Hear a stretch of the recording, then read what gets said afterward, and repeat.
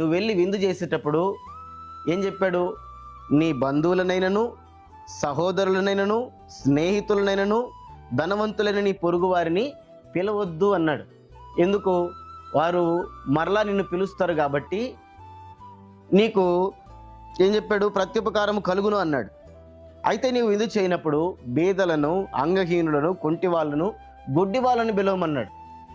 వీరిని ఆహ్వానించమన్నాడు.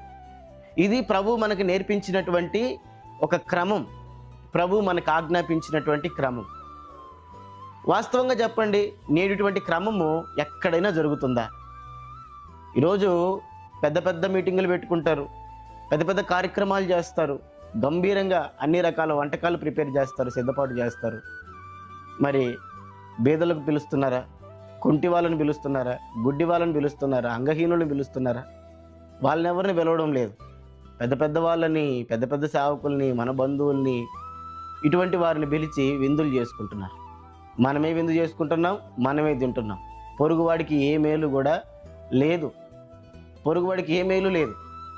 యేసు ప్రభు చెప్పిన క్రమాన్ని ఎవరు పాటిస్తున్నారు ఈ రోజుల్లో? లేదు. అందుకే అన్నాడు, అన్నీ మర్చిపోయినారు కాబట్టి, యేసు ప్రభువును మర్చిపోయినారు కాబట్టి నిత్యాగ్నిలోనికి పోడి అన్నాడు. మనం ఇవి చేయాలని ప్రభువు ఈ వాక్యం ద్వారా మీకు హెచ్చరిక చేస్తున్నాడు. ఈరోజు ఏం చేస్తున్నారు చెప్పండి? మనం ఏమనుకుంటున్నాం? విశ్వాసులు ఏమనుకుంటున్నారు?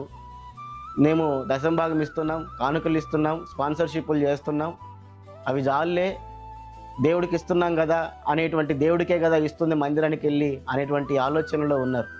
మరి ఆ కానుకలు తీసుకునే సేవకులు ఏమైనా చేస్తున్నారా? వాళ్ళు ఏమీ చేయడం లేదు. వాళ్ళు ఏం చేస్తున్నారు?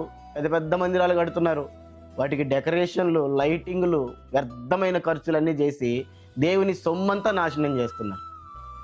విశ్వాసులేమో బాధ్యతను మర్చిపోయారు, వారు చేయడానికి సిద్ధపాటుగా లేరు, వారికి ఆలోచన లేదు. మీ స్పాన్సర్షిప్ చేశాం కదా, దశంభాగం ఇచ్చాం కదా, కానుకేసాం కదా, ఇంకేంది చాలు అనుకుంటున్నారు. తీసుకున్న సేవకుడు ఏమన్నా అటువంటి వాటిని చేస్తున్నాడా? దేవుడు ఆశించినవి ఏమైనా చేస్తున్నాడా అంటే అది కూడా లేదు. వ్యర్థమైన వాటికి, భారీ సెట్టింగులకు, లైటింగులకు, హంగులకు, వ్యర్థమైన డెకరేషన్లకు వృధాగా డబ్బును ఖర్చు పెట్టేస్తున్నాడు. దేవుని డబ్బు అంతా ఖర్చు పెట్టేస్తున్నాడు.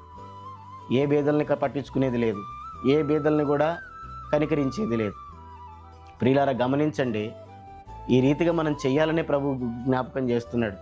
ఎందుకంటే బీదలను కనికరించువాడు యెహోవాకు అప్పిచ్చువాడని సామెతల గ్రంథంలో ఉంది.